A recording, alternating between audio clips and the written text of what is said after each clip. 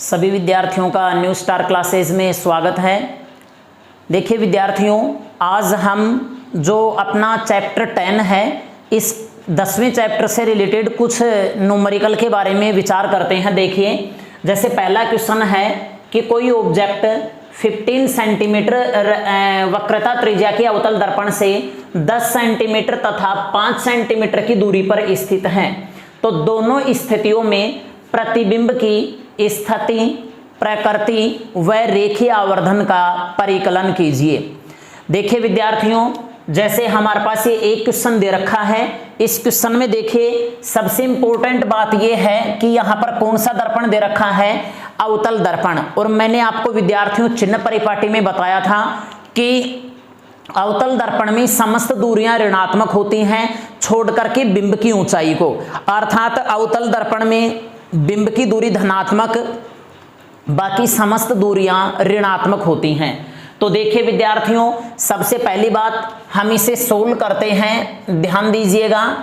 इससे पहले हमें यह देखना है कि क्या दिया गया है। तो विद्यार्थियों, क्वेश्चन में दिया गया है अवतल दर्पण की वक्रता त्रिज्या, आर की वैल्यू दे रखी है 15 सेंटीमीटर, लेकिन ध्यान रखिए अवतल दर्पण की वक्रता त्रिज्या ऋणात्मक होती है। और हम ये जानते हैं कि फोकस दूरी जो होती है वो वक्रता त्रिज्या की आधी होती है, तो -15/2 सेंटीमीटर, ये इसकी फोकस दूरी प्राप्त हो गई है। अब देखिए, पहली स्थिति में क्या कहा गया है कि ऑब्जेक्ट जो है वो 10 सेंटीमीटर की दूरी के ऊपर है। जैसे मान लीजिए ये हमारे पास अवतल दर्पण है, अवतल दर्पण की जो वक्रता त्रिज्या है इसकी 15 सेंटीमीटर, इसकी वक्रता त्रिज्या कितनी है, 15 सेंटीमीटर दे रखी है। और साथ में क्या दिया गया है कि कोई बिंब 10 सेंटीमीटर की दूरी के ऊपर लगभग यहां पर कोई बिंब उपस्थित है, तो इस बिंब का जो प्रतिबिंब प्राप्त होगा उस प्रतिबिंब की स्थिति, प्रकृति और रेखीय आवर्धन का हमें परिकलन करना है। तो सबसे पहली बात विद्यार्थियों, 1 मिनट के लिए हम इसे किरण आरेख से देखेंगे कि वह प्रकाश की किरण जो मुख्य अक्ष के समांतर है, ये प्रकाश की किरण विद्यार्थियों फोकस में से गुजरेगी, और जब कोई प्रकाश की किरण दर्पण के ध्रुव पर आपतित होगी तो मुख्य अक्ष के साथ जितना कोण बनाएगी वह उसी कोण से परावर्तित होगी। और जो यहाँ पर जो प्रतिबिंब प्राप्त होने वाला है, ये देखिए, ये प्रतिबिंब जो है ये लगभग यहाँ पर प्राप्त होगा, अर्थात 15 सेंटीमीटर से भी आगे प्राप्त होगा। ये तो था देखो किरण आरेख के द्वारा। अब हमें ये देखना है कि इसका जो आंसर है प्रतिबिंब की स्थिति, प्रकृति और रेखीय आवर्धन, ये किस प्रकार से प्राप्त होगा। तो देखिए u का मान कितना दे रखा है, 10 सेंटीमीटर। चूंकि बिंब की दूरी हमेशा ऋणात्मक होती है, हमें मान किसका ज्ञात करना है, v का। तो देखिए, चूंकि दर्पण समीकरण क्या होता है, 1/f बराबर 1/v प्लस 1/u। हमें मान विद्यार्थियों v का फाइंड करना है। तो देखो 1/v बराबर होगा 1/f, इसको पक्षांतरित करेंगे, इधर लेके आएंगे तो ये ऋणात्मक होगा -1/u। अब देखिए 1/v बराबर 1/f, f का मान कितना रखेंगे हम यहाँ से, f का मान रखेंगे -15/2 -1/u, u का मान रखेंगे -10, तो माइनस माइनस क्या होगा, प्लस, और ये 2 कहाँ आएगा, ऊपर आएगा। तो देखिए विद्यार्थियों 1/v इज इक्वल टू 2 ऊपर आएगा, माइनस का 2/15 प्लस 1/10, तो इसका एलसीएम कितना आएगा, 30, 15 2 जा 30, 2 2 जा 4 प्लस 10 3 जा 30, 3 1 जा 3, तो यहाँ पे होगा -1/30। किसका मान आएगा, ये v का। तो देखिए विद्यार्थियों 1/v का है -1/30, तो v का मान कितना प्राप्त होगा, v का मान प्राप्त होगा -30 सेंटीमीटर। अब देखिए विद्यार्थियों, यहाँ पर प्रतिबिंब की जो दूरी है वो ऋणात्मक प्राप्त हुई है, तो इसका अर्थ ये हो गया कि प्रतिबिंब जो बनेगा, जैसे ये हमारा दर्पण था, यहाँ पे बिंब था, तो इस बिंब का जो प्रतिबिंब बनेगा वो बिंब की ओर ही बनेगा, अर्थात बाईं ओर ही बनेगा। ये ऋणात्मक चिन्ह यह प्रदर्शित करता है। अब साथ में देखिए विद्यार्थियों, अभी हमें इसका ज्ञात करना है रेखीय आवर्धन। तो देखिए रेखीय आवर्धन किस प्रकार से ज्ञात करेंगे, चूंकि रेखीय आवर्धन m इज इक्वल टू होता है माइनस वी बटा यू, तो m is equal to minus v की वैल्यू है -30, u की वैल्यू है विद्यार्थियों, u की वैल्यू है यहाँ पर -10, इससे कैंसिल, 0 से 0 कैंसिल, तो m की वैल्यू आ गई -3। अर्थात यहाँ पर जो प्रतिबिंब प्राप्त हुआ है ये बिंब का 3 गुना है, अर्थात प्रतिबिंब बिंब से 3 गुना बड़ा है, आवर्धित होकर के प्राप्त हो रहा है, तथा ऋणात्मक चिन्ह यह प्रदर्शित करेगा कि वास्तविक व उल्टे प्रतिबिंब के लिए रेखीय आवर्धन ऋणात्मक होता है। तो यहां लिखते हैं अतः प्रतिबिंब वास्तविक, उल्टा तथा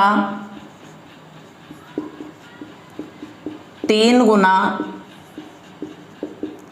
प्राप्त होता है। तो देखिए विद्यार्थियों, अभी हमने ये पहले नंबर का ही किया है, अभी दूसरे नंबर की स्थिति यहां पे है। तो देखिए दूसरा भी हम ज्ञात करते हैं।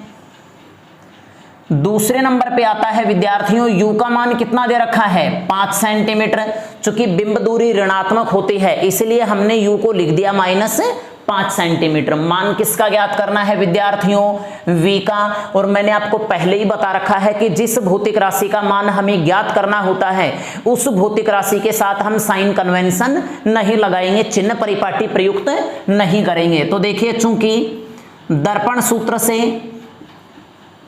दर्पण समीकरण से 1/f बराबर होता है 1/v प्लस 1/u, मान हमें v का ज्ञात करना है, तो 1/v इज इक्वल टू, ये एज इट इज रहेगा, इसको हम पक्षांतरित करेंगे तो ये होगा -1/u। तो मान रखिए 1/f, देखिए f का मान रखेंगे -15/2, ये 2 कहां जाएगा विद्यार्थियों, यहां का जो 2 है ये जाएगा ऊपर, तो ये होगा 2/-15 -1/u। u का मान देखिए यहां पे कितना दे रखा है -5 सेंटीमीटर, u का मान कितना है -5, माइनस माइनस प्लस होगा। अब यहाँ पे देखिए हम इसका एलसीएम लेते हैं, 15 आएगा, 15 1 जा 15, -1 टाइम -1 को 2 से करेंगे -2 प्लस 5 3 जा 15, 3 1 जा 3, तो यहाँ देखिए 3 लेस 2 इज इक्वल टू 1, तो 1/v is equal to 1 divide by 15, then we can say v is equal to होगा 15 सेंटीमीटर।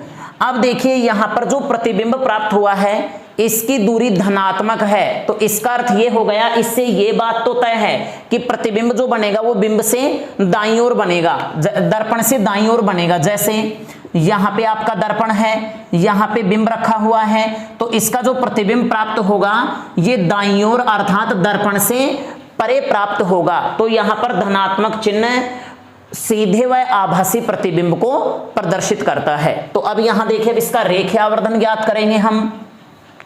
तो देखिए चूंकि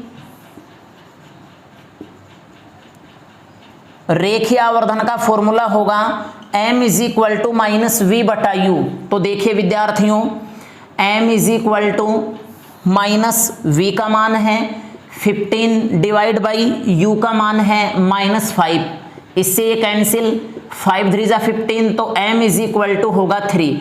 यहां पर भी देखिए प्रतिबिंब 3 गुना प्राप्त होगा, लेकिन ध्यान रहे यहां पर धनात्मक चिन्ह आया है, धनात्मक चिन्ह यह प्रदर्शित करेगा कि प्रतिबिंब जो है वो सीधा व आभासी प्राप्त होगा। तो मैं यहां पे लिख सकता हूं अतः प्रतिबिंब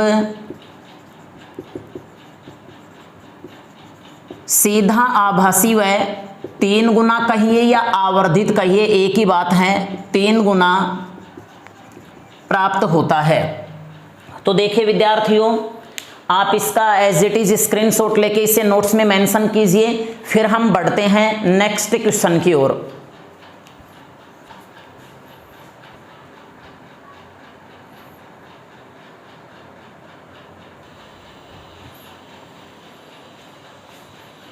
अब देखिए विद्यार्थियों क्वेश्चन सेकंड आता है, किसी लेंस की क्षमता 2 डायोप्टर है इसकी फोकस दूरी ज्ञात कर इसकी विवेचना कीजिए, या फिर ये कहा जाए कि कोई लेंस दिया गया है जिसकी क्षमता दे रखी है 2 डायोप्टर, तो इससे आप क्या समझते हैं, इससे क्या आपसे स्पष्ट होता है।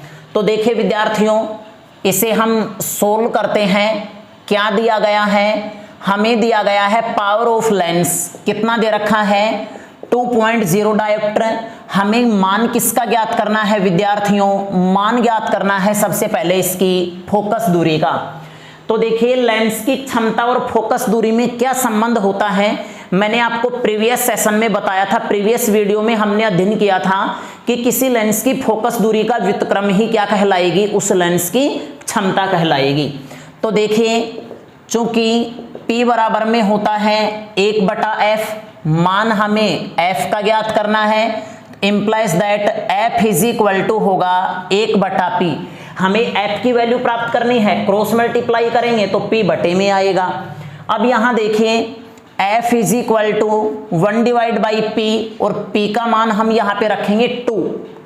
अब यहां देखिए विद्यार्थियों, जब इसको 1 को 2 से डिवाइड करेंगे तो 1 जो है वो 2 से डिवाइड नहीं होगा, तो हम यहाँ पे पॉइंट लगाएंगे, यहाँ पे 0 लगाएंगे। 2 5 10 मीन्स 0.5 मीटर या 0.50 मीटर, ये प्राप्त हो गई इस लेंस की फोकस दूरी। अब देखिए इससे क्या से स्पष्ट होता है, किस लेंस की फोकस दूरी धनात्मक होती है। तो विद्यार्थियों याद कीजिए चिन्ह परिपाटी से, उत्तल लेंस जो होगा उसकी फोकस दूरी धनात्मक होगी। तो यहां पे लिखते हैं अतः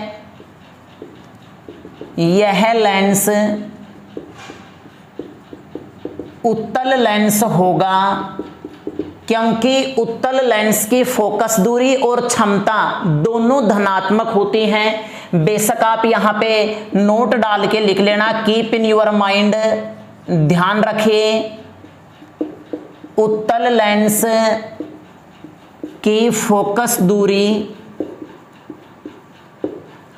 व क्षमता दोनों धनात्मक होती हैं, दोनों